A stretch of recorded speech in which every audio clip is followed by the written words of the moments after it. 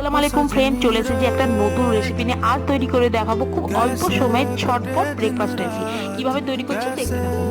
আগে বয়েল করে নিচ্ছি, তারপর এর মধ্যে হলুদ, লঙ্কা গুঁড়ো, লবণ আর জিরে গুঁড়ো দিয়ে ভালোভাবে মাখিয়ে নিলাম। তারপর একটা প্যানের মধ্যে অল্প একটু তেল দিয়ে তাতে পেঁয়াজ কুচি, লঙ্কা কুচি, আদা রসুন কুচি সমস্ত কিছু দিয়ে একটু নাড়াচাড়া করে সাইড করে নিলাম। তারপর এর মধ্যে রাই আর কারি পাতা দিয়ে তারপর ভালোভাবে মশলাটা ভেজে নিলাম। তারপর আলুগুলো দিয়ে ভালো করে মিক্সড করে উপর থেকে কারি পাতা দিয়ে দিলাম। পুরো একদম রেডি। পাত্রে নিয়ে নিলাম গমের আটা, তাতে পরিমাণ মতো লবণ আর পানি দিয়ে ভালোভাবে মিক্স করে নিলাম। ঠিক যেরকম গোলা রুটি গুলে সেরকম ভাবে গুলে নিলাম।